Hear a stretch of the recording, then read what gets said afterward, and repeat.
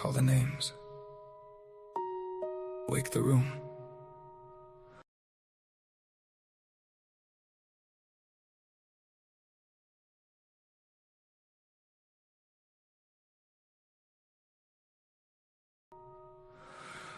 Wake the room. Hello, you! Rex! Babbler! Naomi! Aphasiana! Babbler! Monarch Soul! Jojo! Gray eyes! Fill my eyes! Poets assemble. No masks, no manners. Say it plain or say it broken. Monday night in the garden of enlightenment. Low light lit minds, every line got intent. Clock ticks crooked and the room turns vigilant. Quiet so loud you can hear what the tension meant. Then it slips after midnight, manners get murdered. Nice little masks get cracked by a word or a murmur. Twisted Tuesdays twist truth till it turns on its heel. Clean cut faces go strange when the dark gets real. You can feel that shift, that slick little slip when the grin stays sweet, but the eyes don't sit. Like the room grew ribs, like the walls grew ears, like the hush got hands and it's pulling you near. And the words don't rest, they press, put a heel on the chest, leave a dent in the breath. Every line like a knock from the back of the brain, like you came in one shape. You won't leave the same. Late night poets, where the room leans in, where the sharp gets shown in the soft door dim.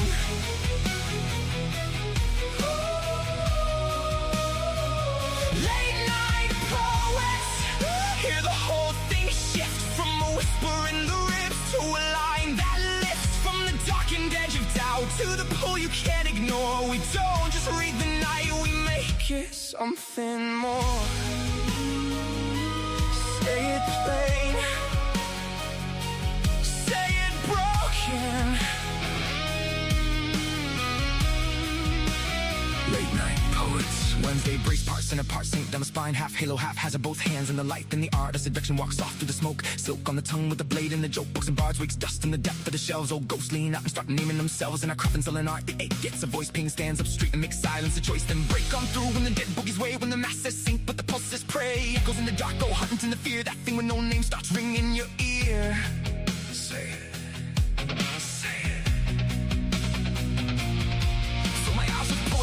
Tongue water it down, let it bite, let it bloom, let it burn through the crowd. Back company grins like a bruise, dressed smart in rhythm and rhyme, puts a boot through the heart.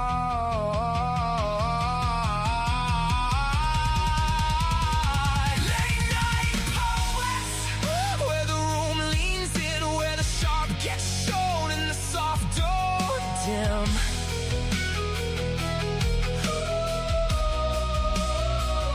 Late night poets, hear the whole thing shift. From a whisper in the ribs to a line that lifts. From the darkened edge of doubt to the pull you can't ignore. We don't just read the night, we make it something more. Say it plain, say it broken. Late night poets. Some come shattered, some come slick. Some speak honey with a blade in it. Some sound velvet, some sound wire. Some walk in low and take the room higher. Some come holy, some come liars. That's the thing, this ain't filler for the dead space, no. There's a pulse for the pen, this is blood with the net go. This is breath with the backbone, ink with the crown, loud mics like nerves, truth laid bare in the round. This is the beautiful mess, the bruise and the bloom, the line that cuts clean and makes a little room. Late souls, wide eyes, all nerve in the dark, a room full of hearts beating hard through the dark. Wake the room, wake the room. Oh.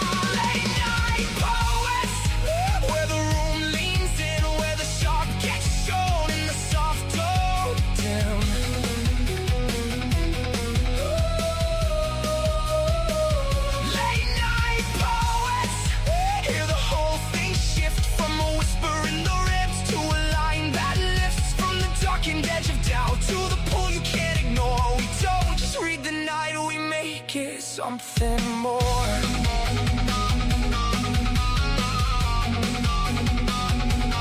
Late night poets. When the clock slips past polite, we tell the truth. L&P, we love you. Stay frosty. Hello, good and evil are not black and white. We all have a mix of naughty and nice. Poetry allows us to explore our dark sides and shine our paths to the light. We write with the angels and demons on our shoulders. This is part sinner, part saint, and part of Late Night Poets, as you heard in the song. And we are a group on allpoetry.com. You don't have to be on allpoetry.com to participate, but it's more fun if you are. Because you can see our contests, that is where we find our poems for the shows. You can talk to us in the chat, and you can read the poems as we do. We want to read what you are writing too. So absolutely check it out and share your poetry. Now, this show is for sinners, saints, and everyone in between. I would like to welcome back Babbler. Babbler, we missed you. Hello! How goes it? It feels like so much has happened, and yet I don't even know what to say. You've been on adventures. How are you doing? I'm doing all right. Yeah. It was a time. It was an adventure. Lots of craziness. Yeah. I don't it's hard to it's to start. So yeah, I was out in the middle of nowhere. I was up in Bristol Bay, Alaska, very remote area. Um Wi-Fi was in and out. Power was in and out. Uh it was good though. It was hard work, it was long work, but it was a good time. And then I actually got sent home a little bit early due to an injury. So that's fun. Um I'm Oh no, okay. what Like happened? nothing long lasting. I literally tripped and fell over a step. Um and when I fell, my head hit a steel door.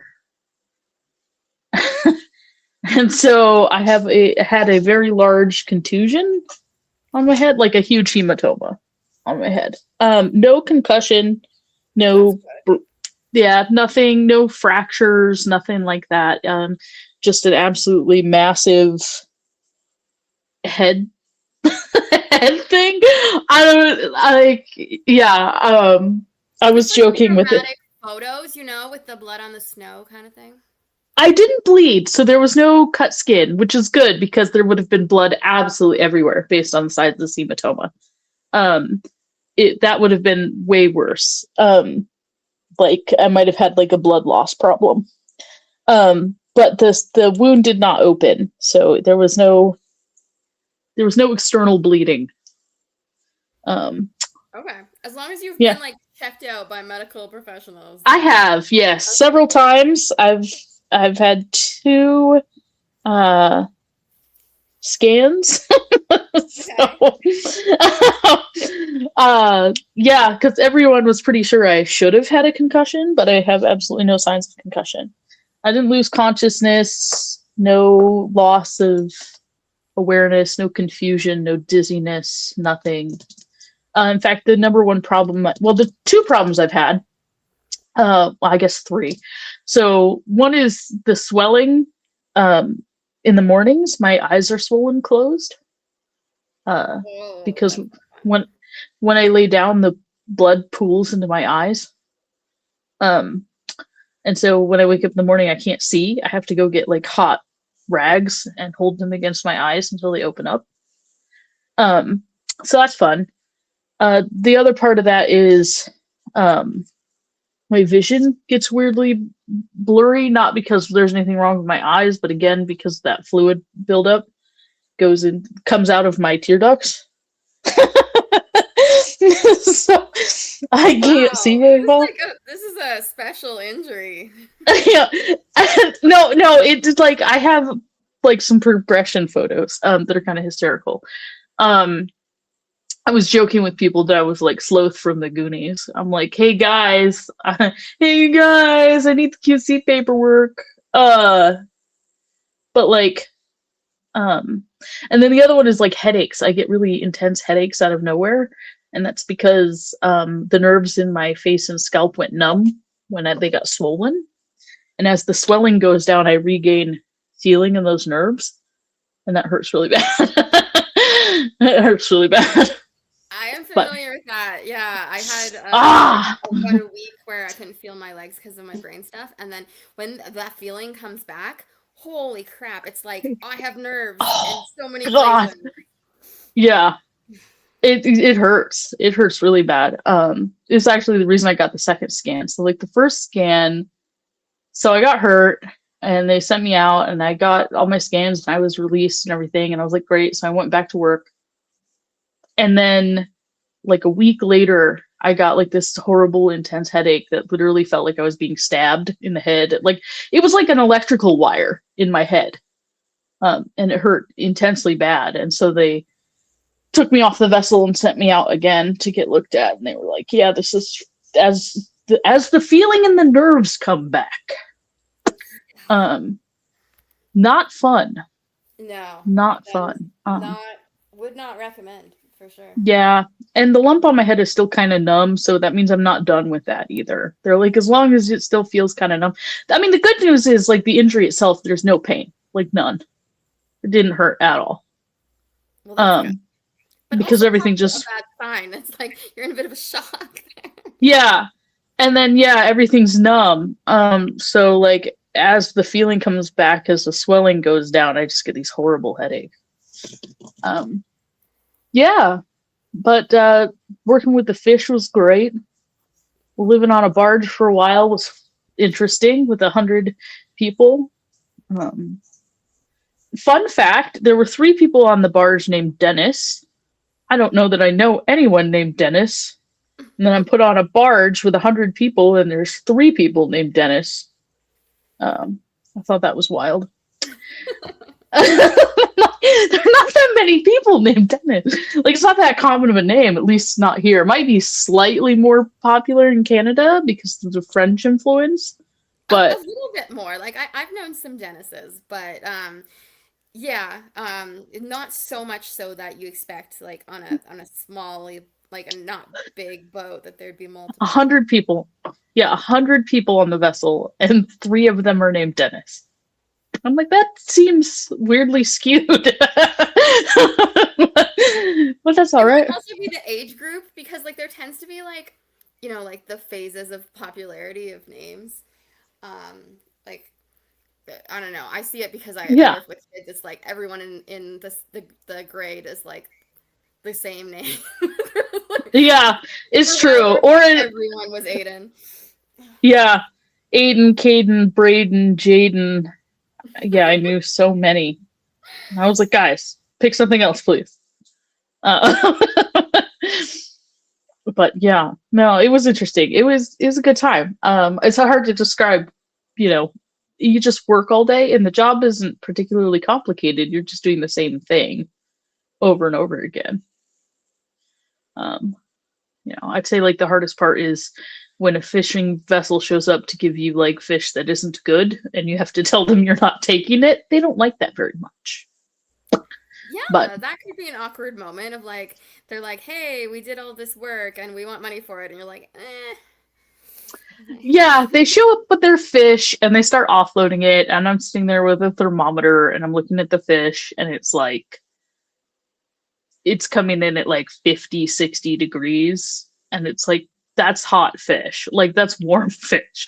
And it doesn't look fresh. You know, because that's what they always tell you. It's like, oh, well, it's warm because it's there. I just caught it and it's just fresh. You know, because fish have elevated body temperatures because they're alive. But you can tell when a fish is just caught because A, some of it's still alive, and 2, like they're still in rigor, so they're like curved and kind of stiff. But these aren't like that. They're floppy, meaning they've been dead. Like, no. You don't, Fantastic. Yeah. No, not taking this because you don't have ice in your boat. Um, and they insist that they do, and I'm like, I'd love to see it. Can I hop on board and look at your ice? And they're, oh well, we can take our fish somewhere else. Yeah. So anyway, Well, I am very happy to have you back. And I hope that you come up with some poetry based on your time away. I'm sure that you have something in your mind brewing. Um, that's going to be cool. Today, we are doing a contest that was pretty broad. And it was write a poem that uses all five senses to describe a place or a situation. And we have a whole bunch of entries, so we're probably only going to get to do some of them tonight and then carry over to next week.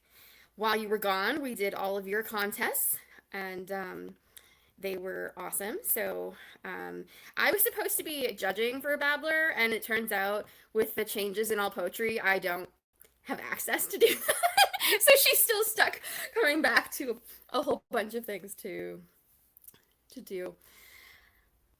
I don't see Babbler on here anymore.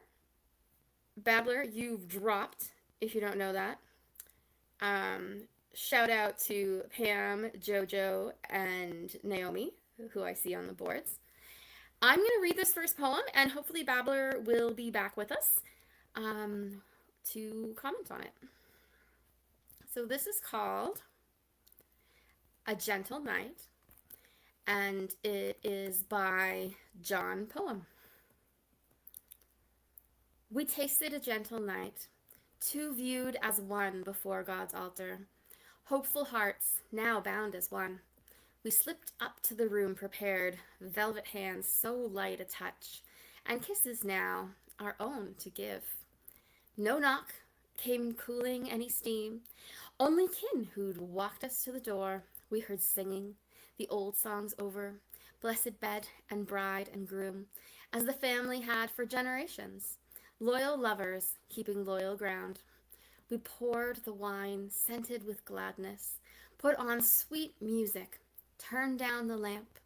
Two candles merged into a single flame, a garden long enclosed, now open, a fountain sealed, now freely given, sealed by vow before it was sealed by touch.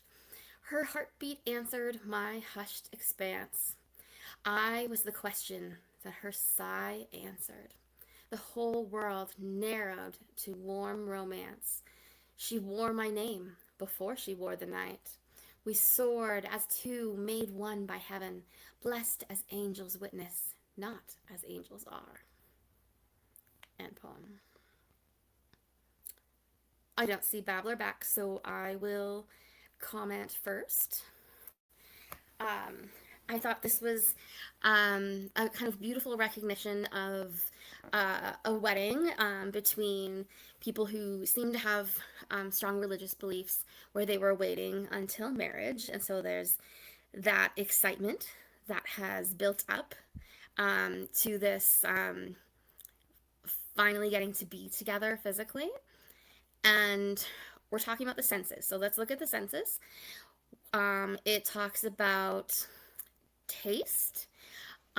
So there's the taste of the kiss. There is the taste of the, is it wine? I think it was wine. Turn down the lamp. So the light, the visual is there with the lowering of the lights, turning down the lamp, with sound done through the singing, and then you can also have the hearing of the vows, and then a lot of it, of course, is touch, because this is about the first night that they got to touch. So it describes the touch in several ways, the velvet feeling of things, and it does seem like a very gentle encounter, which is why A Gentle Night is a good title for it. And even the fact that it's talking about the heartbeat, um, being able to feel a heartbeat. So that is kind of a 3D version of experiencing touch. Um, and then I thought it was really pretty the way that it talked about them being together in kind of a metaphorical way as well. A garden long enclosed, now opened. It's a really polite way of saying something sensual. And a fountain sealed, now freely given. So artistic, pretty ways of talking about their first sexual encounter. Very well done. Babbler, you're back. I am. For some reason, this app isn't loving me today. It's twice now I've been kicked out. It just says something went wrong. I'm like, yes, it did. I read the piece though. Um, so yeah, I mean, I think you pointed out the two lines that really kind of stood out to me. The ones that are euphemistic. A garden long enclosed, now opened, and a fountain sealed, now freely given. Being, both people's, contributions to the evening there. I thought that was a really nice way of saying it. Subtle, but not that subtle. Subtle enough that most people are going to get it. And this kind of union, both the physical and the marital, like the spiritual aspect of it as well. A poem about a wedding night, essentially. I think the emphasis on this too is about, marriage beforehand, being kind of a key point of this piece. It's pretty though. It's romantic. It's a romantic right about intimacy. I agree. I've posted the next one, which is by I'm a Rima. Do you want to read that one for us? No problem. This is New Snow by I'm a Rima. A fall of new snow, what to do? I take short time to ponder this, here at home in Lincoln Park Zoo. No doubt new snow is cause for bliss. My common senses tell me that new snow is worthy of high five. In time and place, my habitat, to make my feelings come alive. I see the white, I hear the crunch, I smell the fresh, I taste the chill. Of course I touch the snow a bunch. All of my senses I fulfill. A new snow with all my heart and soul. This polar bear is on a roll. End poem. That has a nice, like, kind of jaunty rhythm to it, with the cadence of that. I like it.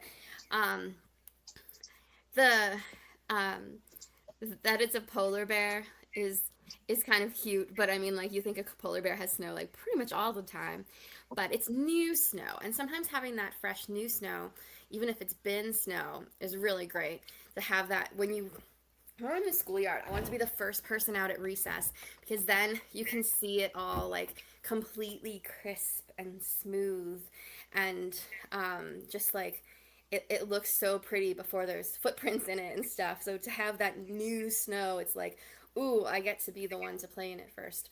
Um, in terms of the senses, I see all of the senses in here.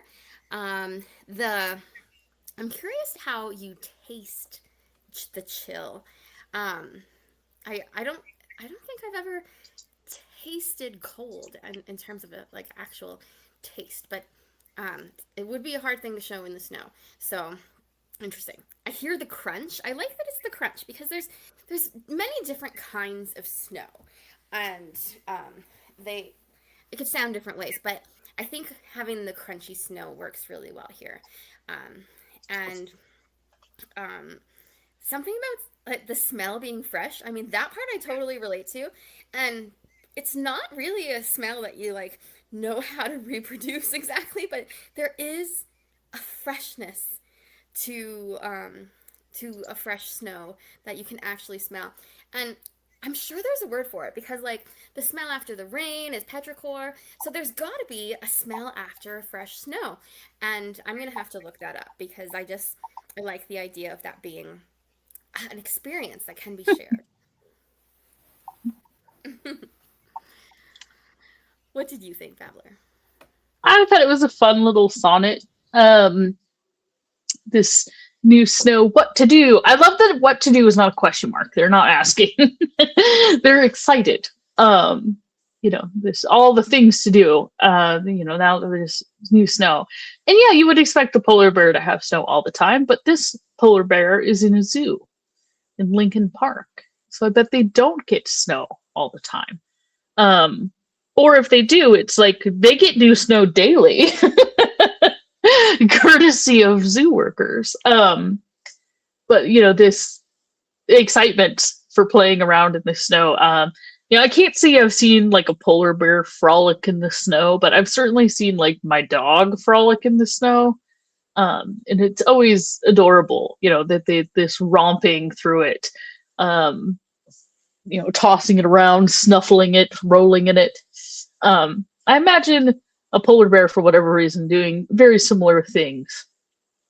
This taking it all in. I did also like here the crunch, because there are different kinds of snow, and my favorite is the crunchy snow. I kind of like second day snow sometimes because it melts a little bit on the top, and then you get like this crispy layer over the snow. It's not good for driving, but it's excellent for playing in the snow. To have the little crunch layer on top. I don't know. I feel like I have smelled, fresh snow and tasted cold. I don't know how to describe it. Like it's almost minty, but not quite. And I think that's why mint registers as cold in the brain. I think I remember one time reading that those areas are where you store those two things, where cold gets stored and where mint gets stored, are very close to each other. In neural pathways, which is why wintergreen and stuff can feel cold when it's actually like not, or like icy hot, like that kind of menthol experience. So I guess that's kind of what I think. It's that sensation of breathing in like really cold air. Yeah, and then and of course I touched the snow a bunch. Well, yes. I just thought it was kind of funny to be like, yes, and I touch it. But yes, the joy of a polar bear playing around in fresh snow. So, it's not quite a Shakespearean sonnet because I don't think this is an iambic pentameter, but it is still a sonnet. It was fun. I enjoyed it. It was peppy. It is. Like, even though it's not iambic pentameter, it definitely has a good meter to it. It does have that kind of peppy feel, reading it out loud or hearing it out loud, which is fun. The next one is called Let Your Senses Bloom, and it's by Sam Nightingale. Life is a game of shadows. It is true. But feelings bring a light to all we do. Our sight is meant to gaze upon our love. Our ears to hear the foolish things you speak. Our scent to wake the passion we are dreaming of. Our taste to make the days and nights unique. And touch to let us live it all again anew. Play on, dear ladies and gentlemen, and let your senses bloom. Time and again. End poem. Well, lovely read. I kind of enjoy the shape of this poem for some reason. It reminds me of like an urn or a vase. I don't know. It's the way the lines are broken up, where you have the lines of equal length on the top, and then this kind of diamond shape, 5 lines in the middle that kind of go like short, medium, and long, and then back to medium and short, and then kind of a base. And I don't know that it's intentional in any way, but it's just very visually pleasing for me to look at the poem. So the contrarian in me, and this is just a me problem, it's not your poem. When you start with life is a game of shadows, it is true. I'm like, is it? Is that true? Like, I don't know. I'm an overanalyzer, so it's like if you tell me something's true, I my instinct is go, is it though? Is life a game of shadows? And then I start getting way too into things and thinking about like Plato and the cave allegories and stuff. So um that's a me problem.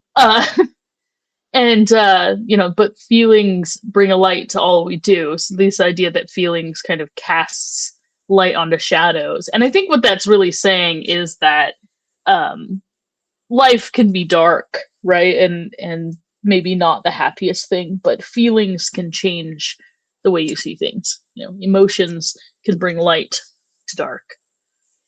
And then they talk about kind of positive things, love related things. Our sight is meant to gaze upon our love, our ears to hear the foolish things you speak, our scent to wake the passion we are dreaming of. The way that our senses are meant to, or at least can, bring like joy and love and appreciation into our lives by letting us experience things. Play on, dear ladies and gentlemen, and let your senses bloom time and again. And this play on again kind of brings me to this life is a game of shadows quote at the beginning, it makes me think of Shakespeare, where life is but a stage and we are all players. Kind of a vibe, but then it almost makes it like a shadow play. I thought the word choice was interesting. It made me pull up a lot of different things and took me a lot of different places. And then the overall message of just being like, your life can be joyous because feelings can be joyous, and you have all these different senses as ways to bring joy into your life and experience things. So I thought it was great brevity. What were your thoughts, Aphasiana? I agree that it's a great brevity. And now that you've pointed out the shape of it, I really like it too. I didn't notice it until you said, but yes, I really like when poems look like shapes, even if it's not intentional that it's a shape, which sometimes it is. It's just, to me, it shows that the the lines are the right length, like in terms of like reading it as well, so that there's the couplets at the beginning and the end, and then in the middle it's kind of a different length. I like that. I like the way that it is put together. I also like the way that it's encouraging you how to use your senses. It's not describing exactly someone's senses in a moment, but it's like things to strive for that you'd like to get out of your senses. And it's a different perspective than I was originally thinking of, and I like that they took it a different way.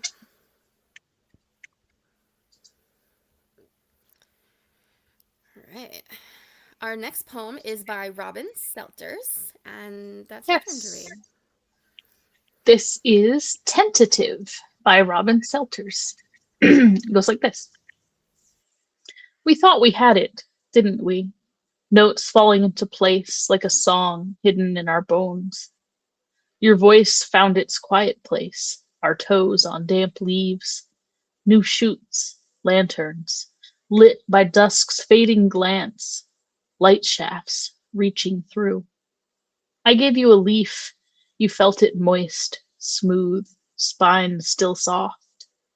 Laughing, not on cue, unguarded, smiling, your steps lighter. But to your minder, bushes were a foreign tongue. Nothing green must intrude, glued to his screen. Beside me, though your shoulders dropped, your eyes full of want, slowly easing, I felt like a dragonfly, reflected in the stillness of you. Transparent, a mist floating in filigree. My palm opens to a ladybird. Will you stay a while? Did the scent linger for you too? Our fingertips brushing lemon myrtle as we passed. My eyes redden. refusing to spill the taste of brine. The gap that was you waits. End poem. This is a beautiful poem in terms of getting you to think about the senses. And for me, it feels like the trees are reaching for each other. That it's it works as plants, although it could also work as people. It feels like the personification of plants. Um, the like the beginning of things, the new shoots, and how that's like your relationship is starting to go somewhere, and you're still kind of figuring it out. It's not super strong yet, but it's fresh and pretty. And then to call that lanterns lit by dusk's fading glance, like the way that you can see light through the plants, especially when it's talking about the dusk's fading. So it's like the colors are so beautiful in the sky around then. I gave you a leaf and you felt it. So this smooth spine, still soft. You can just imagine the feel of that. Leaves are really interesting in the way that they feel and the way that they look when you have them up close, because they have those little veins in them, and that spine, and that really brings to life a sense of touch for me. I think my favorite part is laughing not on cue, unguarded, smiling your steps lighter. It's like you're not just like going through the motions of like ha ha ha, like trying to awkwardly get along and like laugh at their jokes the right amount and things like that.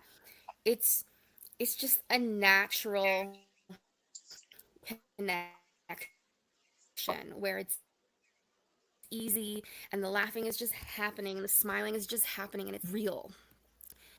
And then when it's talking about the minder, for me it was more like the gardener or the owner of the place trying to like get rid of the nature, because it says nothing green must intrude. But it could also be the parental figure, the babysitter, the whoever, the escort person who's supposed to like stop you from getting too close to someone. It could be that they don't want them to interact. But for this, bushes were foreign tongue. I think it's about like allowing wild nature to connect with the domestic, to allow things to kind of cross boundaries and interact. And that could be, representative of people getting to know different types of people or outside of their circle. Um, where is it? The scent um, is is brought there, and is there sound? I feel like there was sound at some point. Maybe the laughing. Sound is not as prominent as the other senses, but I thought that touch was really well done. What were your thoughts, Babbler? I don't know if I'm dropping or if the connectivity issues are on your end, but to me it's getting choppy and I don't know why. Oh, I should move to the table because I was at the table and then I moved to my couch, and perhaps I should return to the table. I will try. Perhaps. Okay. I don't want to. Were you done commenting? I couldn't tell. Yes. Okay. I guess I took this piece a bit differently. I took this like remembering a better time. Almost like remembering when we used to touch grass. To put it, in slang terms. This. We thought we had it, didn't we? Notes falling into place like song hidden in our bones. We had a really wonderful relationship. Your voice found its quiet place, our toes on damp leaves. We'd sit together in the woods, or in the garden, and we would share experiences. We'd experience together the new shoots and lanterns and the dusk, and I gave you a leaf and you played with it and we laughed and we had a really good time. But then to your minder, and I took this to be like electronics, and maybe that's me, um, kind of pulled you out of it. To your minder, bushes were a foreign tongue. Nothing green must intrude, glued to his screen. So for me, glued to screen meant now like addicted to technology. No longer in the garden. Like even if you're physically still there, you're mentally not. Um, you've kind of checked out. Beside me though, your shoulders dropped, your eyes full of want slowly easing. So like hungering now, but looking at your phone. I felt like a dragonfly reflected in the stillness of you. Like I'd look into your eye and only see myself. Because you're not really connecting with that other person. This palms open. Will you stay a while? Like, can you put your phone down? Like, can you be present? Can you be here with me? But the answer is basically no. Did the scent linger for you too on our fingertips, brushing the lemon myrtle as we pass? My eyes redden, refusing to spill the taste of brine, the trying not to cry about the loss of togetherness with this person. The gap that was you waits, the place where you used to be. And just remembering like when you used to actually share attention and time and experiences with each other. When you don't anymore. It's pretty, but it's very sad. I loved the imagery and the descriptions were very gorgeous. Very immersive, kind of takes you to the place. I thought this is a lovely write from Robin. I love your interpretation. And whenever you say something like that, I'm like, how did I not see this? But I've missed you because as much as like other people have had good insights, you have like this special way of like not only seeing it, but explaining it so other people can absorb it in a new perspective. And I love that. Thank you. I am sometimes wrong, but thank you. Well, I say wrong, but really I have this perspective on writing and art really of any kind. And that is like it's almost like a child, right? You create it and you craft it and you shape it and then you put it out into the world. And once you do that, other people are going to form their own relationships with it. And they're going to see it in different ways and experience it in different ways. And they're not wrong. It's just, your intention is maybe not someone else's interpretation, but I don't think either is wrong. I think art is meant to be experienced by individuals in unique ways. So. I like that. Yeah. I mean, in a way, I miss university when we would have like our I don't even remember what we called it. I think we called it tutorials, but it wasn't so much tutorial. But it was like after class, people in a small group getting together and like talking about the book that you were learning about, and just loving hearing all the different interpretations of it.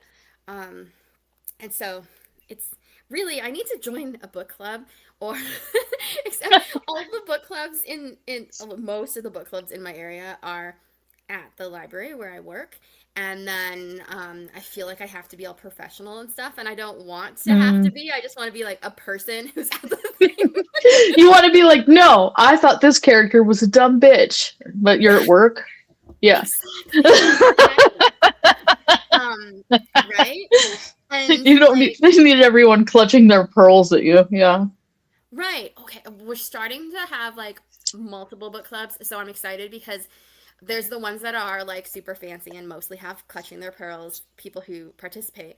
But there's also one of our new librarians is running one that's like kind of like younger, more alternative stuff, like A Court of Thorns and Roses, which is like romantasy that gets kind of Mhm. dirty. And Dungeon Caller Carl, which I'm reading Yep. currently.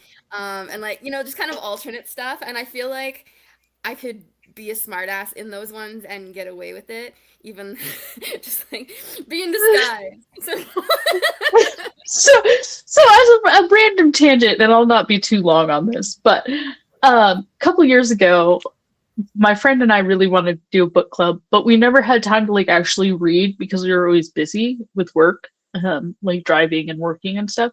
So we decided to do an audio book club. And then we couldn't decide what kind of books we wanted to read. So we just decided, well, we're just going to read the smuttiest, ridiculous books, most ridiculous books we can find on Audible.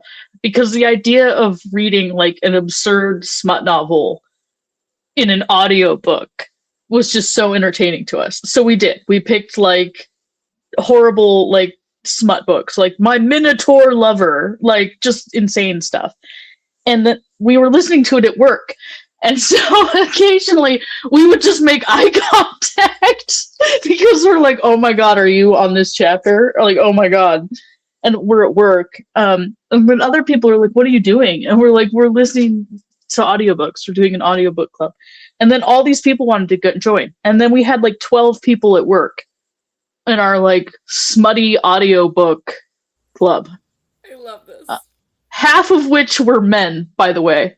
And it was beautiful. And I mean like straight men. And it was hysterical because all of a sudden you would just hear someone just start laughing and you know why. But you can't talk about it because you're at work. It was beautiful. It was a beautiful thing. We did that for a few years. It was great times. I love it. A couple of us have recently been reading Fourth Wing, which it's a fantasy adventure kind of like there's lots of other things to it, but there are also some like hot sex scenes. So we'll mostly at work talk about like the action sequences or like whatever, but then like that will kind of indicate where you are in the book. And so Yeah, the group chat, man. So before that, when there was the thing with, and we'll be like, ah! And it's just like kind of without actually saying it, like make comments about it. And some of our other coworkers are like, wait, what? What's happening? Like they can't follow our conversation because we're not saying, but we're also saying. So it's just fun. Chapter 5, huh? Yeah, chapter 5. Mm-hmm. Might have to listen to that one again. Yeah. Yeah. No, it was excellent, and we were so shocked on like how many people wanted into this book club. This was like 10 years now. 10 years ago. Oh God, it was fun though. Yeah, it's fun to see who's into it too, because like some people were like, "Oh, that's basically porn," and I'm like, "And?" Yeah. You're not wrong. You're not wrong. No.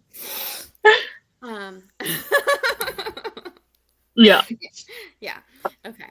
Sorry, I got sidetracked there, I think. Yeah. But what we should start a smutty book club. Okay. Babbler and I could have a thing. It could be fun. Read the things. I'm joining your book club. I'm just inviting myself. The book club's been gone for a few years now. Things I have to read. But I do like to reminisce on that one. Yeah. It was a good time. It's a good time. Cool. My favorite is like, the 40-year-old forklift driver, father of 3, listening to like My Minotaur Lover. Oh, yeah. And just all of a sudden he's like, damn! Like, what? Yeah. It was good times. Anyway. Okay. Our next poem is by Miriam Kilmer, and this is called Senses First Experiences. 1. Sight. We are born with our eyes open. As soon as the muck is cleared from our faces, most of us see clean white linens and glaring lights. But in the womb, we see only darkness, or perhaps a vague impression of filtered light. 2. Hearing. Before our birth, curled in the warmth of darkness of our mother's womb, We hear her heartbeat swirling about us in steady waves. The sounds of her life overwhelms us. If she reads to us, we might hear a faint echo of her words through the wall of her flesh, but the rhythm of her blood is the melody that feeds us, nearly blocking out all other sounds. Touch. We feel the warmth of her body, the liquid motion of her fluids, and whatever pain our naked limbs endure. We're not impervious to metaphor. Her love blankets us like the air we hope to breathe. Her fear and rejection, like ice, pierce our inactive lungs, drowning us with dull sorrows. We suck our tiny thumbs. Taste. That brings us to taste. I must confess, I don't remember the savor of amniotic fluid, but I do know what my thumb tastes like. And after birth, the sweet delight of mother's milk. Smell. Yes, the aroma of that warm elemental fluid strikes my nostrils even before I learn to suck, prompting my lips and tongue to seek the breast. The comforting fragrance blots out the acrid, antiseptic smell of a maternity ward where I find myself, a tiny entity in the huge machinery of the hospital. In the womb is no breath. Aroma comes later, as we draw the atmosphere into our lungs. But perhaps you were fortunate to be born at home, with fragrant yellow daffodils on the windowsill and a roughly textured handmade counterpane to cover you. End poem. I enjoyed this rite quite a bit. This, going through the senses. There's something about it that is very like visceral, and it isn't like body horror, but it's still in that same vein. Like the way that the things are described, very. I'm trying to think the right word. It's very descriptive about like the organs and the just the word choices, the first one that struck me was the through the wall of her flesh. There's just something about the use of the word flesh here that just really brings the poem into the body. And I mean, to be fair, you are in the body, right? There's something about it that's very animal, very like corporeal to me, and I like it. I think it's grounding, and it really kind of drags you into that sense to remind you that like, hey, we are animals, like made of flesh. This, the heartbeat, being music, I thought was lovely. The rhythm of her blood is the melody that feeds us. And I thought there was a real double in there, because like the blood literally is feeding you and sustaining you, but it is also providing sound at the same time. So I kind of liked the duality of that in here. The liquid motion of her fluids. Again, we're in this very like visceral, like bodily description of like our earliest sensations. The warmth of it, this, becoming aware as a human being, like just turning from, fetus to baby, as it were, pierce our inactive lungs. Again, it's just very visceral, very bodily. Taste. And then this one is a little bit funny. I feel like when you got to taste, there's a little bit of humor in here. I must confess I don't remember the savor of amniotic fluid, which makes me laugh too, because earlier I was thinking about the way babies smell, literally earlier today, and how that you're actually smelling like uterus. Like that is that baby smell. And I've always kind of found it funny when people are like, oh, I love baby smell. I'm like, you love the smell of uterus. But I don't say that because most people would find that off-putting, but I find it entertaining. There's a little bit of humor in it here. I must confess I don't remember the savor of amniotic fluid. And I'm like, well, I don't know that you necessarily remember all of this other stuff either. I don't remember the first thing that I ever saw. And I don't remember the first thing I ever heard, or the first thing I ever touched either. These are all kind of um you know like you're almost, I want to say, like, personifying a baby, both like literally and figuratively. A smell, yes, the aroma of that warm elemental fluid. And that's the one thing that I think most people do know what it smells like. Not because they remember it, but because they've experienced it since, most likely, if you've ever been around a baby.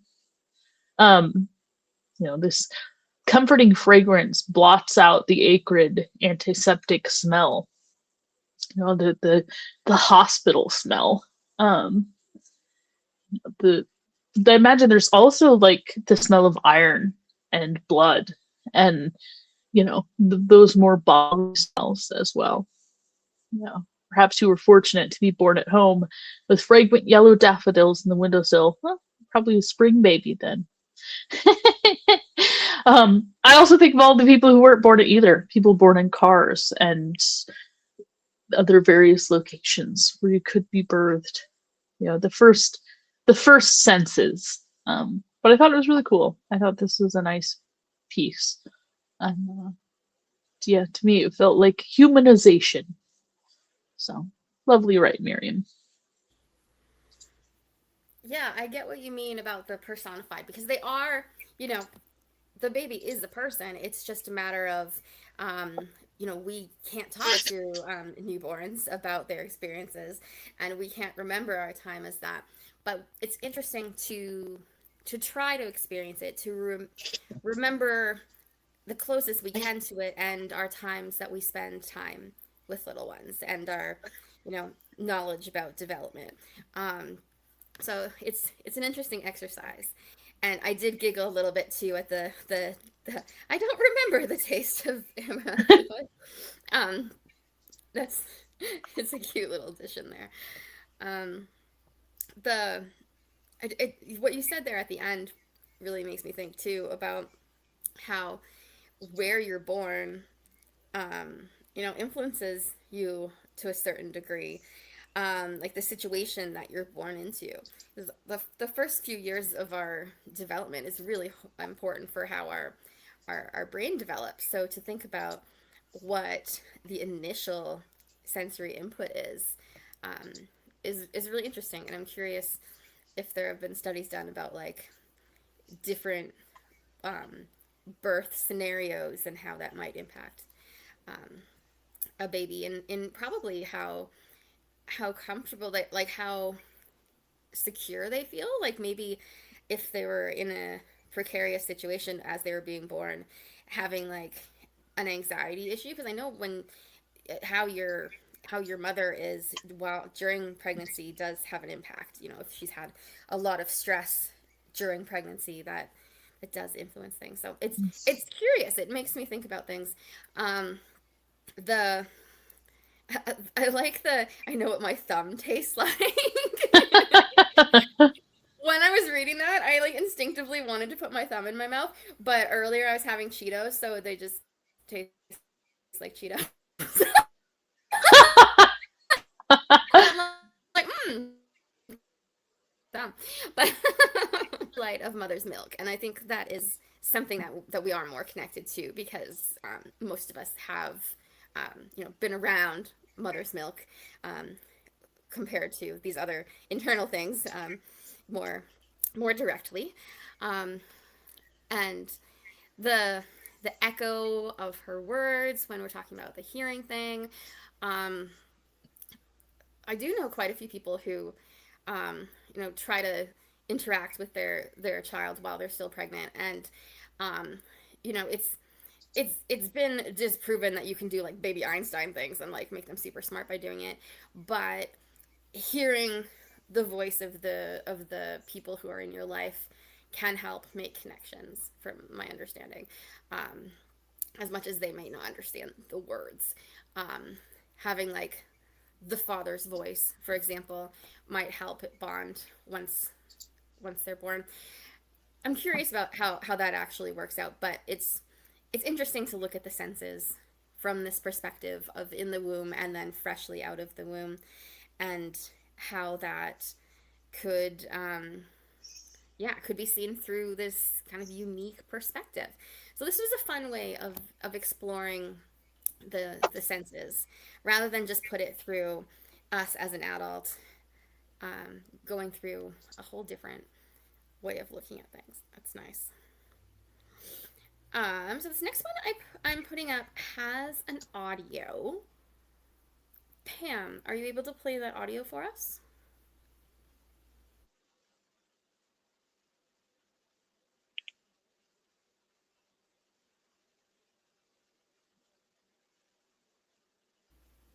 I walk amongst you, but only ever in my mind, since my body remembers the crowd mentality. With people comes noise, referred to as speech, thundering by in tsunami waves of tragic triviality.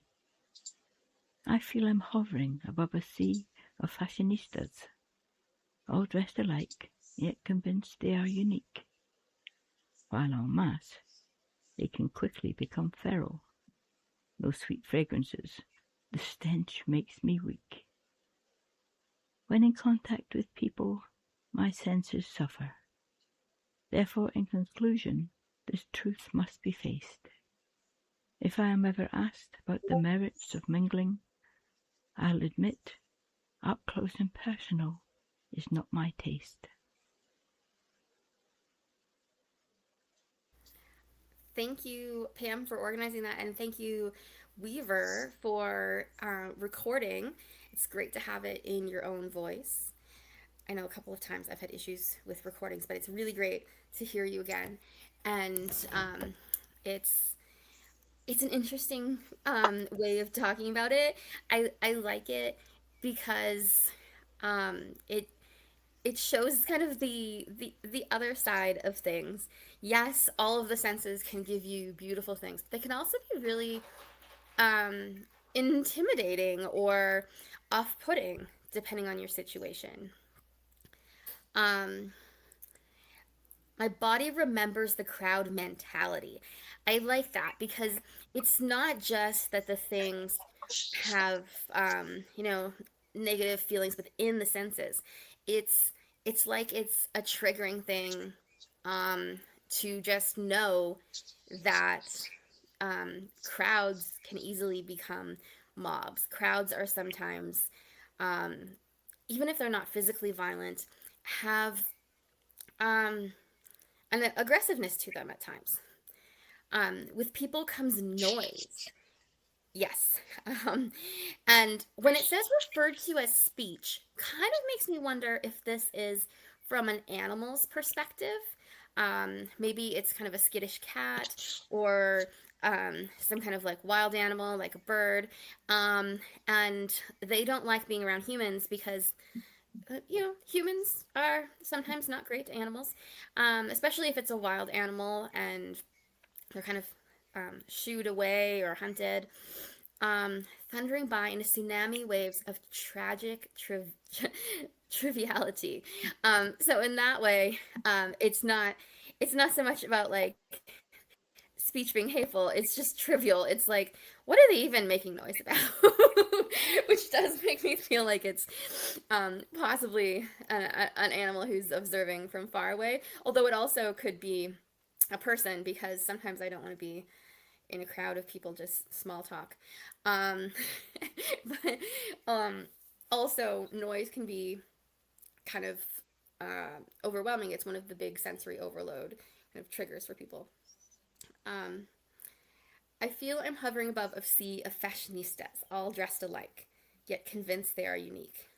Now, yes, that is that is something I see where people everyone's trying to follow a trend to be like the cool one, and then because it's a trend, so many of them are the same, and they think they're special for doing it, but not really. Um, Now, in this case, I feel like it's more of a almost disassociated person compared to a bird. When it says hovering above, I don't think it literally means hovering above. Um, the um, while on mass, they can be quickly become feral. Um, it, I mean, yeah, mob mentality. And when there's a lot of people, the fragrances don't feel so sweet.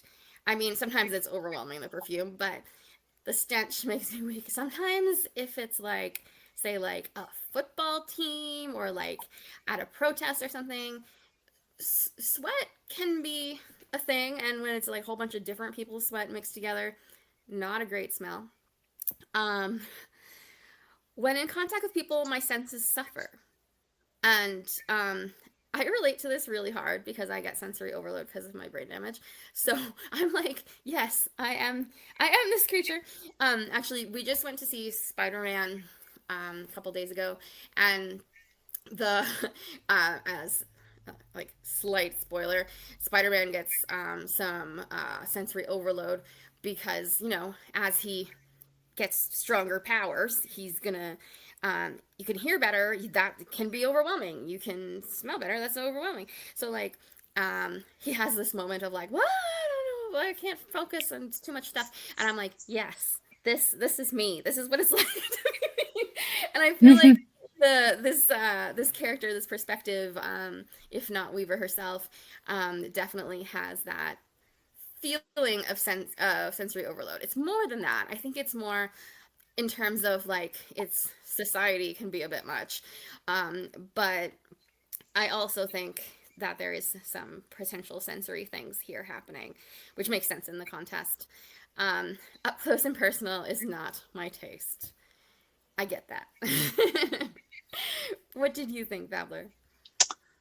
Yeah, for me, this piece was like definitely about crowd anxiety, agoraphobia, um, liking individual people, but not being able to tolerate being in large groups. You know, I walk amongst you, but only ever in my mind.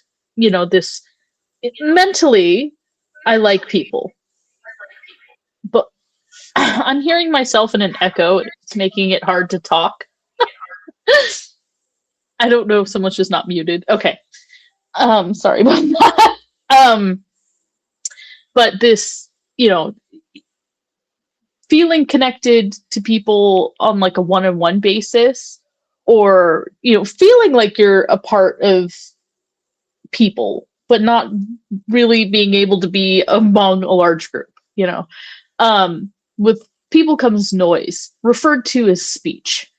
Um, which means there's so much talking going on all the time that it all just kind of turns into static. Like you're not really mentally processing this at all.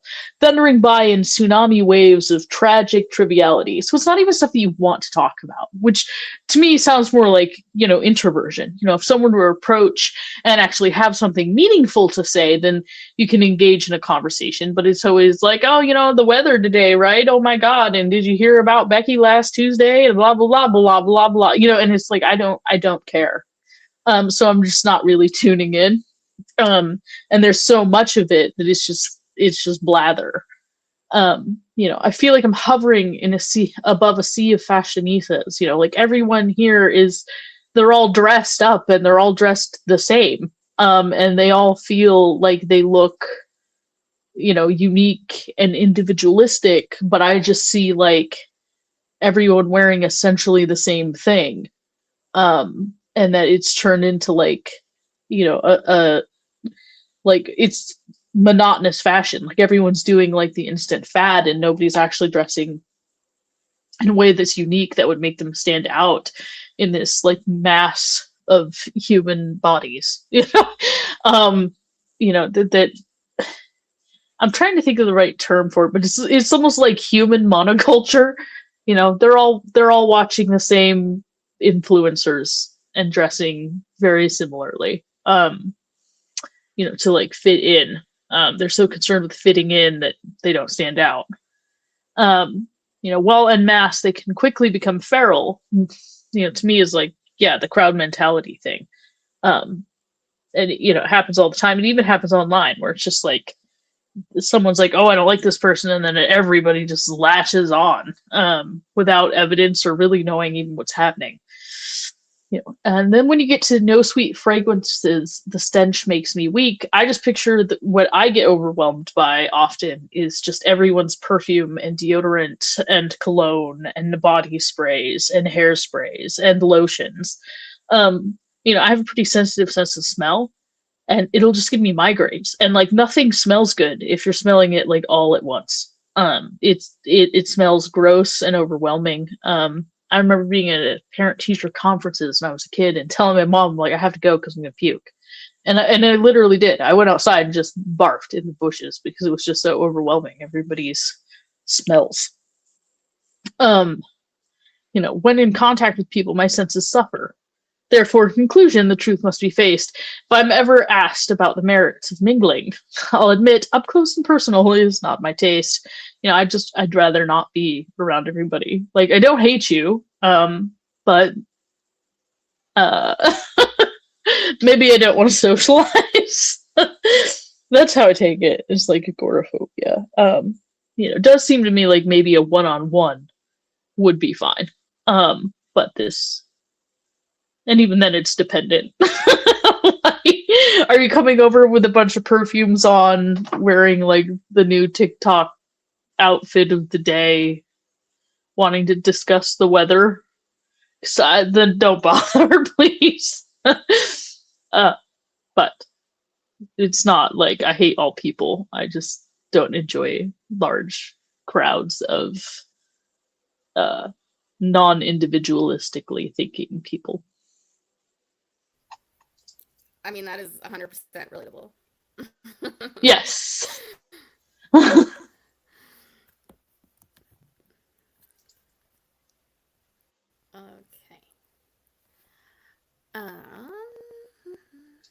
Where am I now? I accidentally opened up like a whole bunch of things at once. Okay. I posted one for you to read, please, Babbler. Sure. This, I think, if I'm on the right thing. One second, let me do a check now.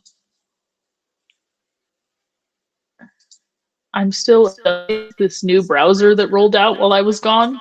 Yeah. I have not adjusted either. I go to click back and it doesn't take me where I expect and stuff, so. Alright, this is 21 Jack by Xanthos Basilius. Goes like this. The monitor's glow reminds my reptile brain that half past midnight is pretty much morning, except for the darkness. My private joke, my little laughs. I was going to write half of everything is crap before remembering the percentage in the actual bon mot was 80. Like many things in my life, this didn't make anything false, just less true than it could have been. When I'm up here, I type about a chair, specifically a pawn, but atoms split. Atoms repel whenever we touch. Reaching down, I feel between my legs, where the fabric, which is impossible to clean properly, eludes crustiness. It is a sort of fuzzy, rough, cat's tongue-esque, but not as rough. Some gauge of sandpaper would be perfect. I'd rummage around the junk drawers of my garage, obsessed on finding the perfect match. If only it didn't smell like moldy birdseed and abandoned wood not really working projects. My own sensed of smell, ripped out by an unfortunate accident involving high molar ammonia prepared in anticipation of nylon. Hers, I'm in danger, then shuts up. On an alien planet, it is unwise to use your tongue as an assaying instrument. Everything tastes salty or chicken. I put my ear to the keyboard, wanting the concussive puss bounce click that correlates to my typing. At that angle is awkward, so I hear muttering, mostly about terribly laid plans. End poem. This is really fun. It has big ADHD energy to me.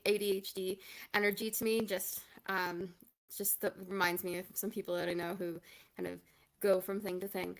Um, the half past midnight thing, being pretty much morning, is very relevant to this because Late Night Poets considers this show, Part Sinner, Part Saint, to be Wednesday morning show, but for me, it's still Tuesday at 10:45.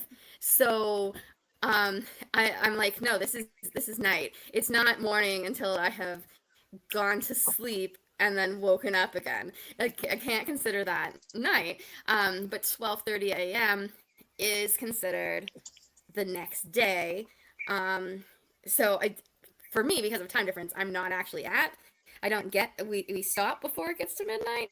I don't know. You're the same time zone as me, Babbler, or you usually are. I So am, yeah.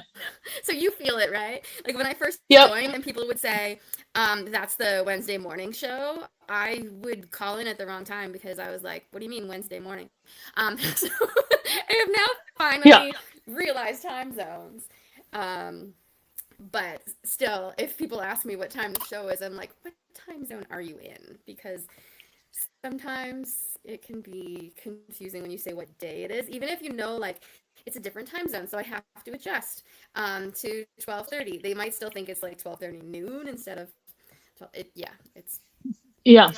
confusing sometimes. So I had to laugh a little bit at that part because yes, it reminds me of that all the time when I'm doing late night posts. Is what makes me think about time and things like that.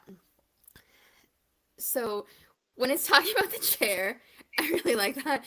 Um, and when it's talking about the sense of feeling, I love that it's like the fabric that is almost like a cat's tongue, with a sort of fuzzy. I thought that was a really great way of engaging that sense, because you can just imagine the feel of like the cat's tongue and the sandpaper and like the fuzziness of the thing. For me, it really like brought this to life. I could almost feel it. Um, and then the laugh that I got out of rummaging around the junk drawers trying to find the perfect match, so you could be like, this is the thing that my chair feels like. But then to go in there and find all the abandoned wood, not really working projects. Yeah, the that's typical of most crafty people that I know. Lots of ideas, very rarely finish the projects. And I used to be guilty of this, but now I don't have enough room to have all those things, so I just don't do the projects. So I'm still guilty of not doing the projects. I just don't pretend that I'm doing the projects anymore. And then I really like the kind of wordplay with sense. So sense, sense, sense, sense. I'm going to spell it out for people who are not Yeah. looking at it because you can't understand what we're saying unless you read it. So SENSE and then SCENTS, CENTS, and SENSED. So those were all used in one sentence describing smell, and having them all work there is great because freaking English with our homonyms and things that sound the same can be so confusing. And then the I'm in danger. Right. Feeling when you smell certain things. This is true. Use your tongue as a saying instrument. Don't use your tongue to figure out what something is. Which everything tastes saltier like chicken, but does it? Does it really? Is it poison? The putting the ear to the keyboard, I can't imagine doing because I really don't like the feeling that does. But the push bounce of the clicking. This is a really fun exploration of the senses within like a kind of slightly deranged late night exploration of the senses. And I say deranged as a compliment because I love when things are a little weird. So I had a lot of fun with that. What did you think? Yeah, I agree with you. This is really funny to me. It feels very much like how my brain works, where I barely finish a thought before I'm off on to the next thought. Like it's very yarny, from one thing to the next thing to the next thing. Um, not even necessarily finishing thoughts, and then it's interesting because like my brain almost finishes thoughts itself, this, half past midnight is pretty much morning, except that it's dark outside, like, yeah, okay, I get that. And the half is everything is crap. And then be like, actually, it's more than half. And I'm just sitting here going, in my head, I'm looking at a bell curve going, okay, where is the line for crap? Like, like, okay, we have excellent up in the top 5%, and then you've got like good, right? And then there's okay. Like, where is the line for crap? They apparently have a very broad category of crap. And I did get a little confused at this part. I type about a chair, so they're writing about a chair, but they're also like, I'm also on a chair, because the meaning of about could also just mean around. Like there's a chair about, but atoms split and atoms repel whenever we touch. So then you're not actually on the chair, because your atoms are not actually meeting the atoms of the chair. It's a density thing.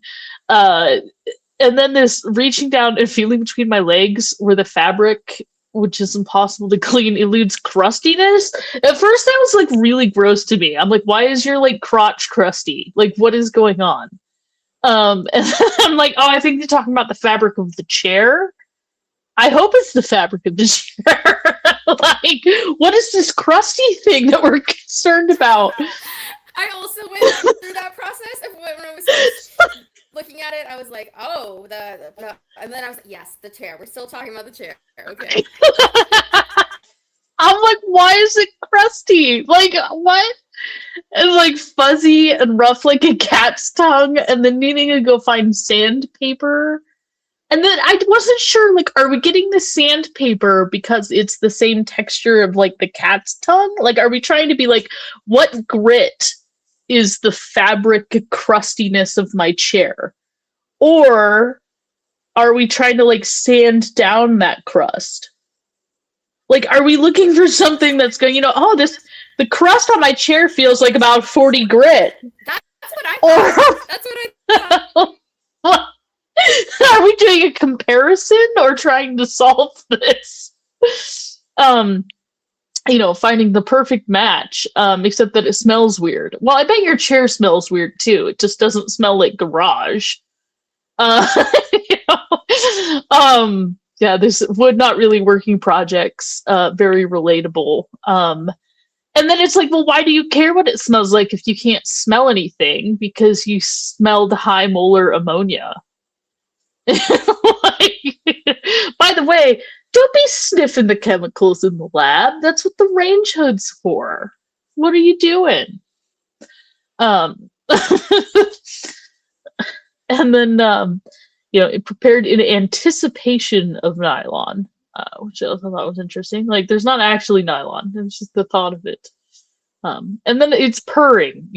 I'm in danger. So, like, I also, like, wanted to go to The Simpsons, like, I'm in danger, but it says purrs, and that is so far from a purr.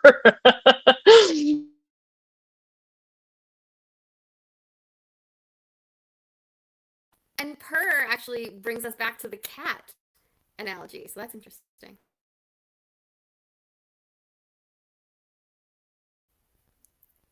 Babbler, I can't hear you anymore. I don't know. Are you still talking?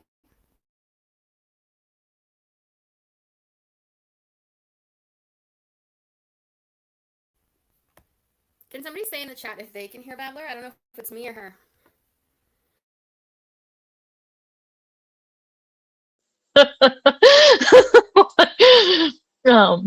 I put my ear to the keyboard, wanting the concussive push bounce click that correlates with my typing.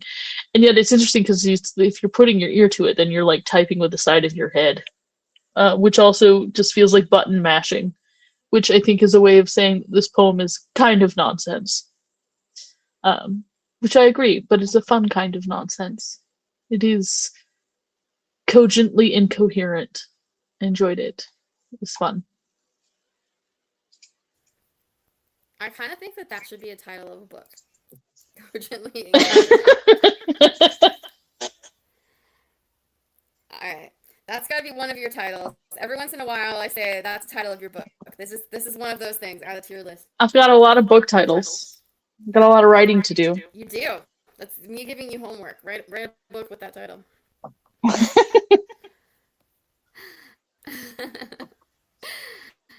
Okay. Now I'm going to read one by Ben Hart. This is called This House is an Eggshell. This house is an eggshell, sheltering creatures asleep. You may hear laughter call you to the edges of their dreams. You may join them. You may enter with your shoes on. You may enter with your grief intact. And, should it be your wish, you will never have to leave again. Sometimes we leave the laundry out for the rain to inhabit. It is such a strange and weightless sight. All those untethered reflections, they steal us and portray us in liberties that we could never match. If snails are the tongues by which God tastes the earth, I wonder if Lot is a vengeant lover. I wonder if he'd blame him. Your breath shipwrecked upon my neck. How impossible the next moment seems now, as you trace your name in goosebumps down my shoulder and my chest, letting your fingertip linger right there, at the origin of all my involuntary apathy, of all that pressure, saying, this is where I'll stand guard. This is where I'll meet you again, when all the lights in heaven dim. And beyond the death of time, we shall all be one. We shall all be born again. From Petrichor. Sorry, from Petrichor. God, I'm sorry, Ben. That is like one of my favorite words, and I didn't realize that the way it was split up, it was Petrichor. Petrichor. End poem. Babbler, you get to dig in first. Oh, no, she doesn't, because she's gone. Okay. I will be the first one then to comment. So this is beautiful, and it was a little bit tricky to read out loud because it has such interesting spacing, which is a good thing when you're reading it on the page, but a little bit tricky to show you what I'm seeing through my words. So it often looks kind of like a staircase going down.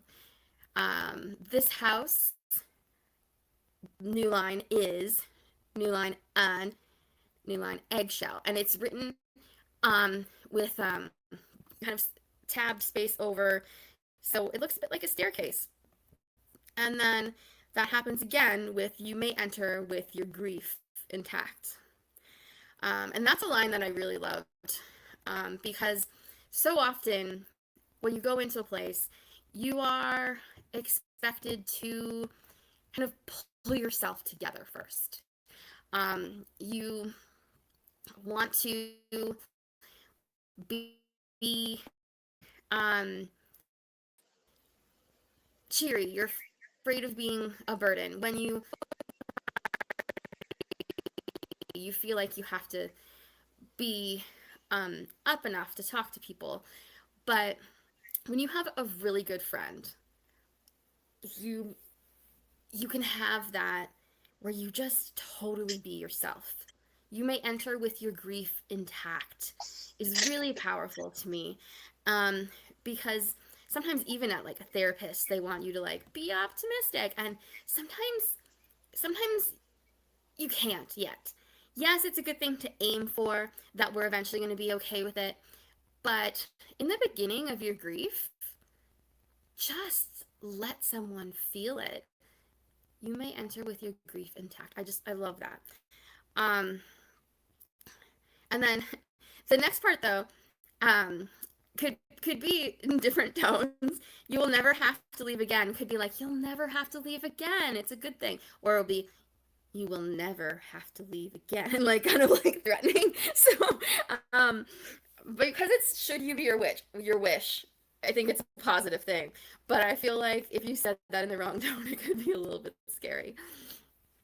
And then the leaving the laundry out is an interesting section too. I especially liked the all those untethered reflections. They steal us and portray us. And then, of course, like leaving your laundry out is a saying that people say when it's about like leaving your dirty laundry out is an expression for like letting people see your flaws, letting people see what has gone wrong, your dirty laundry, not hiding those kind of personal secrets. So when you're talking about you may enter with your grief intact, to leave your laundry out might be to let people see what you are grieving, why you are grieving, why you that you're imperfect, that because everyone is imperfect and everyone has dirty laundry, and not having to hide it all inside is something. For the rain to inhabit it is like to let it be kind of cleansed naturally, and to see what it's like for your clothes to be untethered to you, to see it from the outside in is kind of like analyzing your situation from outside of yourself. I thought that was a really interesting section that could be broken down into a lot. And if snails are the tongues was a really interesting thing. I don't know if that's something that like has been said or if it's a biblical reference, but I really like snails, and we have pet snails at work, and they're so interesting. But for them to be the tongues, I feel like their gooiness on that makes me cringe a little bit. It's interesting, but frightening to me at the same time. Your breath shipwrecked on my neck, also fucking amazing.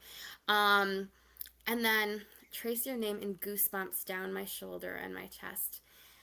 There's something like awesome about someone just kind of like gently touching you and moving their fingers along, and sometimes writing something or drawing something, and that connection of like the tracing your name in goosebumps because the goosebumps are responding to the touch. I really like that.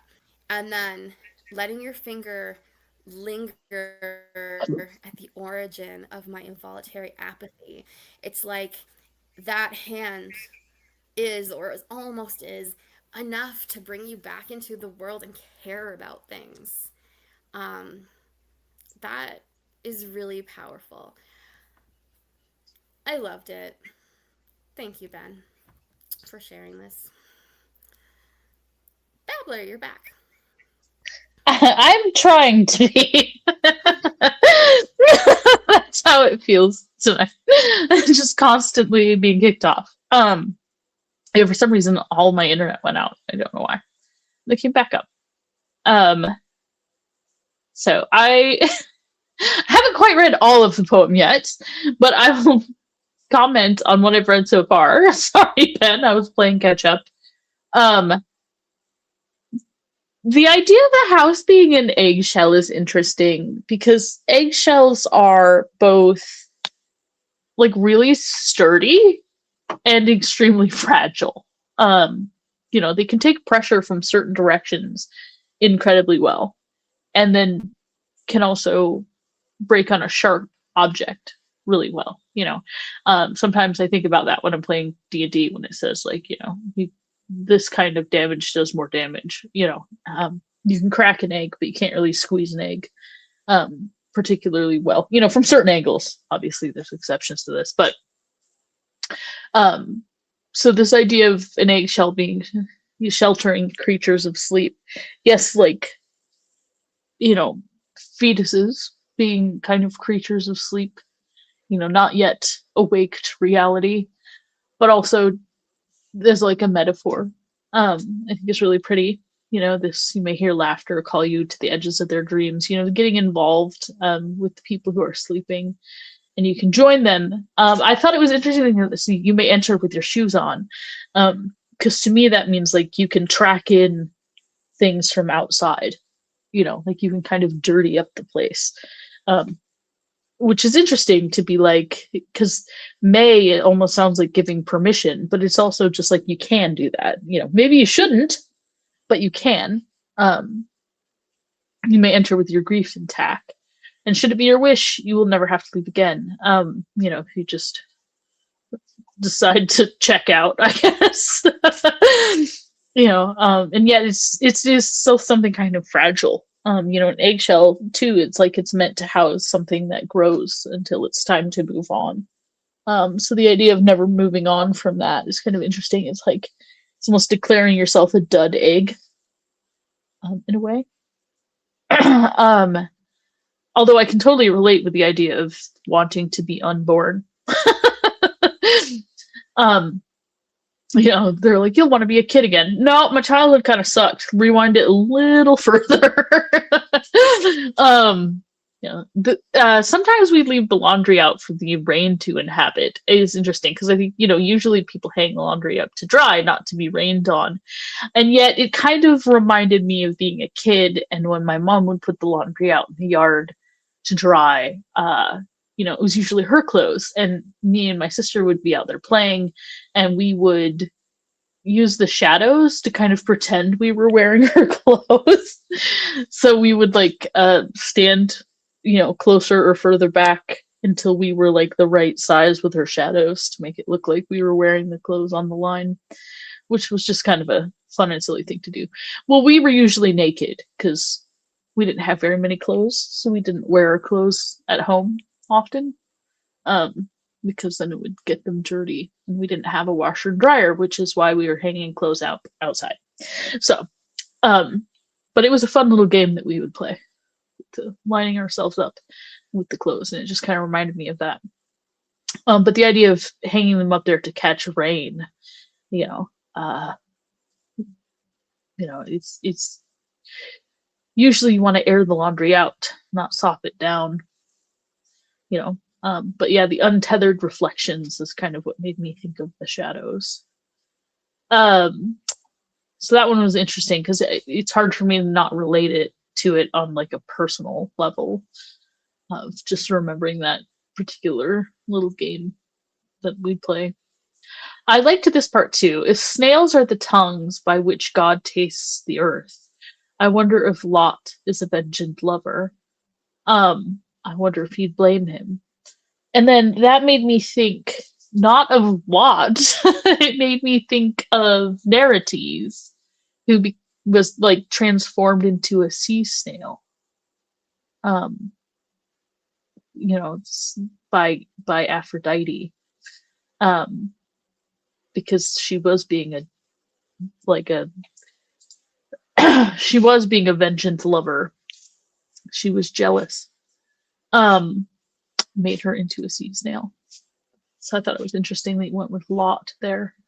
But yeah, it's casting someone into a tongue. And then yeah, I would just be reading this next part for the first time. That's as far as I got before I got cut out. But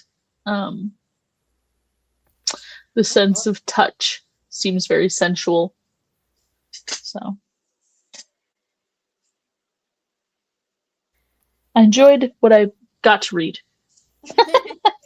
I'm glad that you did get to read some of it, and your comments were awesome.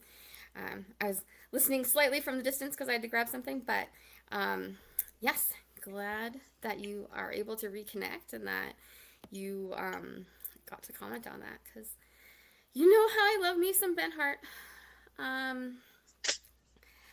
The next poem is by Lena61, and it's your turn to read. It is. This is Senses Coordinate, Honey by Lena61. A challenge for the senses. Condense all five. Don't skim to derive or deprive. Use your eyes to recognize. Beehive, golden, honey, hymn. Sing, drive, don't dim. Look inside. I watch them soak, saturate. Taste the rainbow, disintegrate. Smell the raindrops on Saturn. Let the rings collide. Castle to cloak, contain. Don't condone. Container made of glass, my temper, tempered with red hot dread. Flamed fingertips. When the edges burn, taste metallic, penny scent, lead. Something rotten. What's that smell? Siphon crimson roses. Rise red. They bled. The flowers. They die. Drain. Drip. Decay. As the bees buzz, surrounding them, prickly pear, petal juice, spicy thorn spray, intersecting insect feast. Weave the room inside. They bloom the entire day. Don't deny or delay. They start to synchronize their steps to find the way. In their bones, metronome. In the zone, no longer drone. Instead, they arrive together, the musical collective, pollinating, collecting, they play. Later, we taste the treasure, the honeycomb, consume the sweetest syrup. It soothes, it fills, it heals, it seals. Full cup, it moves and grooves. Imbibe the sticky medicine. Swallow the flow, head to toe. It warms the chest, chin to heart. Tiny electric sparks, bumbling beneath the vessel, a blessing. Let the rest settle, a blessing. Nourish, let them resettle, flourish, grin and grow. Glowing reflection reflected in iris. Pupils contract, light show. End poem.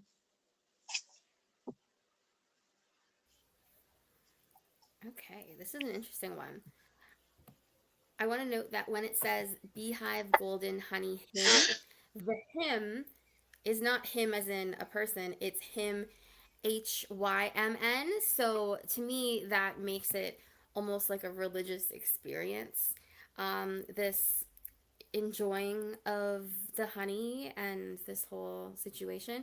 Um, but a hymn is also, musical.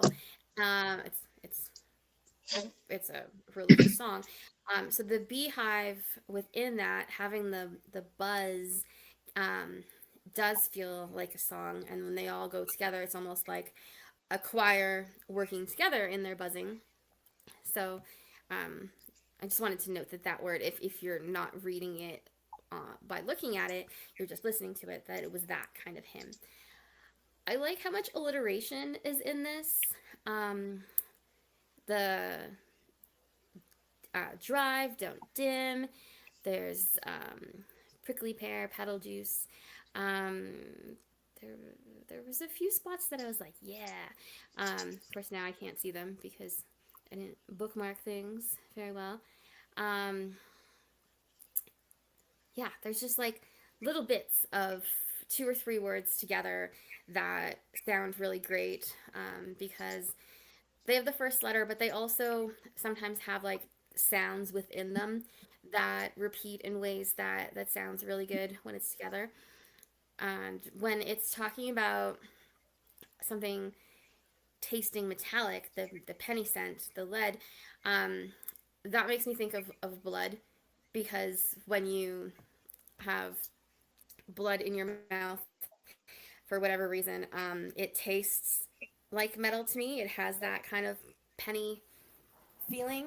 And then not long after that, it's talking about they bled. The crimson roses rise red. They bled. So I think that's probably connected.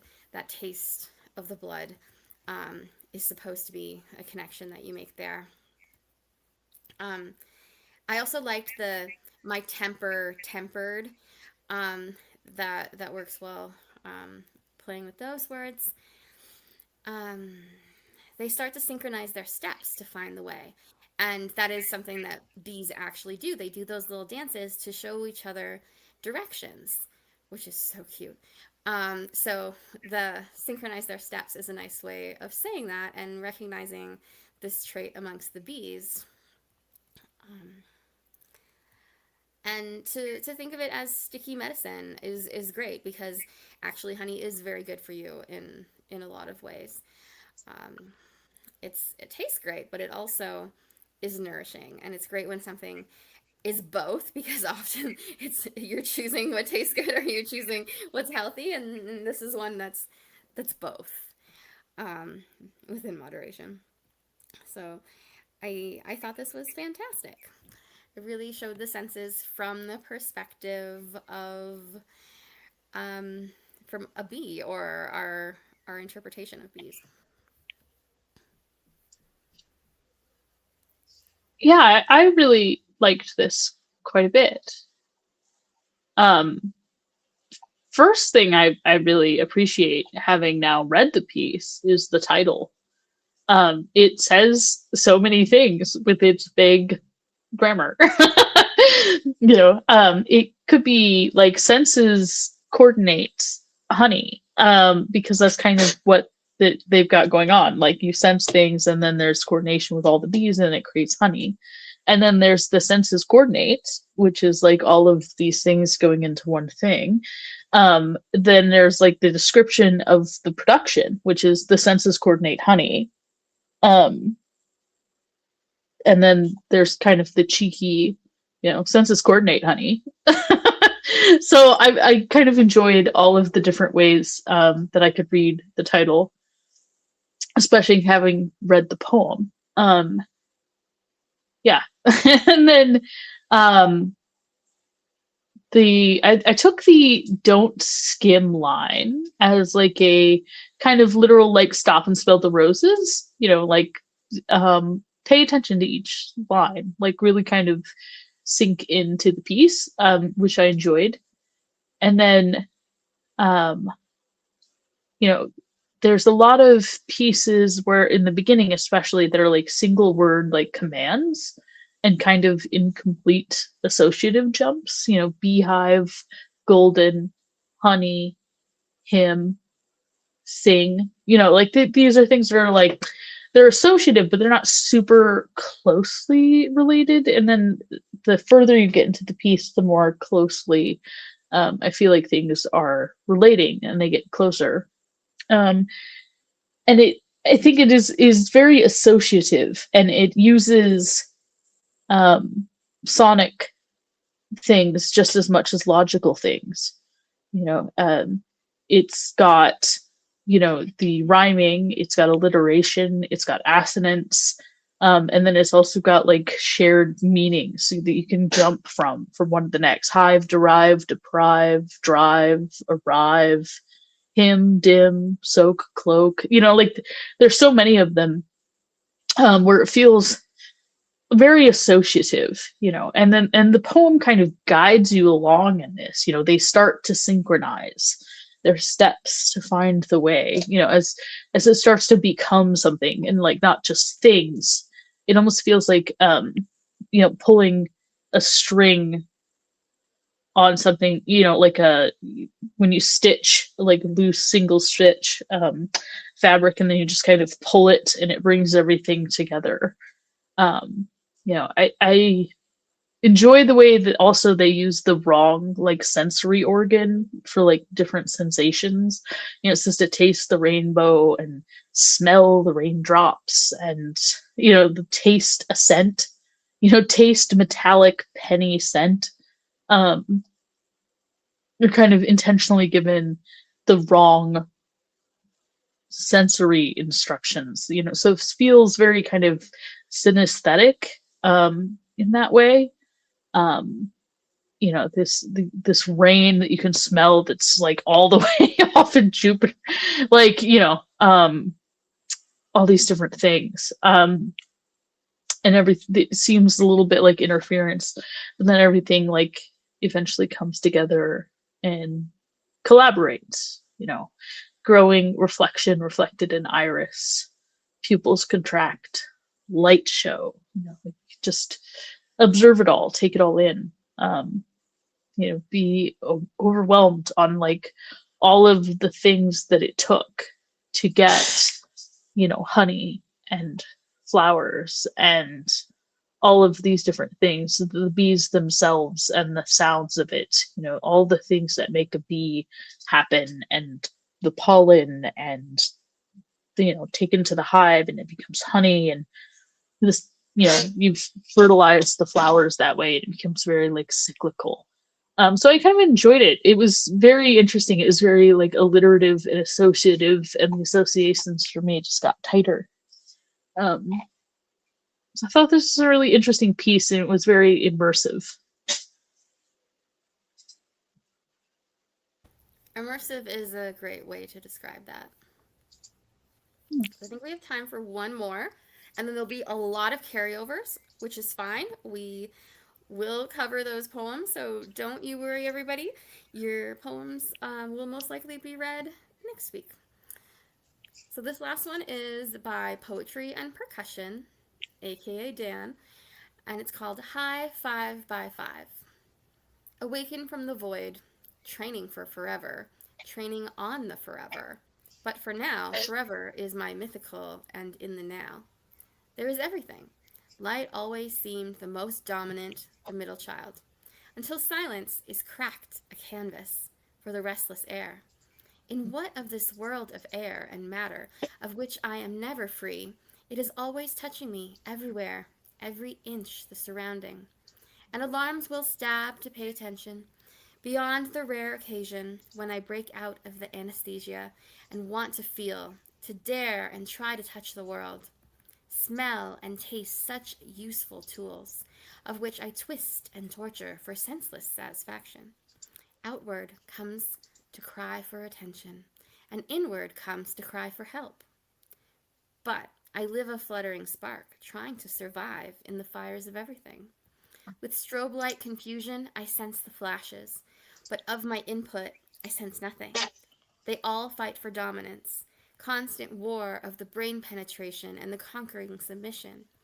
Movie house sights and sounds. I am numb and tasteless. Sharp pain alert, and I'm deaf and blind. And of the precious destroyer of things that I am, a good meal with consumption, anticipation, aroma rule them all. I meditate on one, for peace of mind. But when I meditate on awareness, one spark can ignite a wildfire. I tried to balance, but now only know I can fall. I won't fall up, I won't jump down. As I grab hold to wherever I need, I sense gravity, a relative illusion. But of the pain and the pleasure, sickness and security, stinging wasp to anger my fingering fibers, they reach and they look, only hoping to protect and find a loving caress. Fear and peace, students of all senses. But it's that I feel. And I'm not really sure what insanity is. Exhaustion shuts down the machine. Only if I can forget. For that, there is no emergency shut-off. And when I can't breathe, I only panic. So much more, so many more. Awareness, I curse you, siren call. What am I to do, or what am I? Sensory perception of unlimited random surroundings. I try to find an ending, but of one there is not, except for ending. There are those who panic at avalanche burial, and there are those who enjoy the comfort and security of a warm winter's blanket. There are those who climb mountains with the hope of kicking an avalanche rock, and there are those who cannot sleep as frightened insomniacs. I'm a passenger on a train. Don't read into it.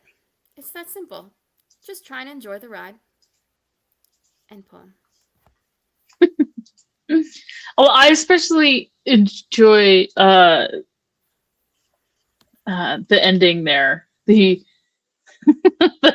just I'm a passenger on a train. Don't read into it. It's just that simple. Just try and enjoy the ride. Like don't overthink it. Just enjoy the moment. After like over analyzing everything. And I do find it funny too that it starts out with the awaken from the void, training for forever. But for now, forever is a mythical, so like don't think about forever, don't think about the wider, picture. Just just focus on today and right now, and then proceeds to more or less not do that. And then bring themselves back to it at the end. I'm the passenger. Just focus on the here and now. And this kind of thinking about all the different ways that we sense things. Light, the most dominant. The way that we see things, and the way that we experience air touching us all the time, and yet we don't seem to really feel that, and yet we do. You're just aware of it. It's like low level, alarms and audio, and the way that it'll wake you up, and like you can hear things even when you're asleep, enough to wake you up. And smell and taste, all these different things. And then I noticed the footnote, which really got me thinking. So his footnote here says, apologies for the length, but this is a topic I think about a lot. I did go off topic and talk about other senses besides the 5 main external delivery methods. There are many other things that we sense. Most of them are internal warning signs. And then the things like fear and peace, which are basically learned behaviors, even though some are natural. Very interesting topic. It makes me think of like all of the things that we can't see. My dog sometimes really, really wants to go in the garage. And I think it's because she can hear something coming out of my solar panel, like converter and battery, that I can't hear. And it just makes me wonder, like, how those frequencies, how I experience them perhaps subconsciously. So lots to analyze, but I want to give you a chance to comment too. There's only about 2 minutes left, but I really enjoyed it. Lots to chew. I agree that there is lots to chew, and I enjoyed it too. But I'll just comment on a part that amused me. I won't fall up. I won't jump down. So usually falling is down and jumping is up, but it's reversed there, and it also works with that. I mean, I fall up the stairs all the time, and there's this fear of jumping down the thing. So it works, but it's backwards compared to how you might expect it to be. And I feel like that works really well with all of it, where it's like kind of going towards the unexpected, of using your senses in ways that might not be the way they're intended, or the way that other people would expect you to. Um, Gravity, but a bit of an illusion. So like there is the science there, and yet we can use our imagination and go in a different direction. So that was a part that stuck with me, that it was an opposite land type thing, which I think Dan is good at. We are going to have a whole bunch of carryovers. So that's fantastic. And we'll get new contests up soon. To dig into the other ones, I was really happy with the ones we read today. Very different perspectives, but also, everyone worked the contest into it. And it was a very vague contest, so there's all different kinds of responses, and I love that about it. Sometimes I want to be really specific. Sometimes I'm like, just go nuts and tell me what you think based on this. And I'm generally pretty happy with how things go. It's so nice to have you back, Babbler. Yes. Yay. I mean, shout out to Robbie, who was filling in for you. Yes, thank you so much, Robbie. Much appreciated. I tried to catch shows when I had service. Yeah. I mean, to be fair, twice it was canceled because I was sick. So there wasn't as many shows as there should have been. But still, I mean, JoJo says Robbie was awesome, but let's admit, Robbie isn't Babbler. And like, nobody is Babbler. Nobody can nobody can really replace Babbler. So yay for Babbler being back. I'm sure there'll be like a wide celebration of this. But Huzzah! huzzah! I know we're ending soon. But yeah, I'll message you, Aphasiana, with a couple of upcoming days I have Yes, for please do. off. But I will generally be here. Awesome. Thanks for having me back. Of course. Okay. Good night. Good night, everybody.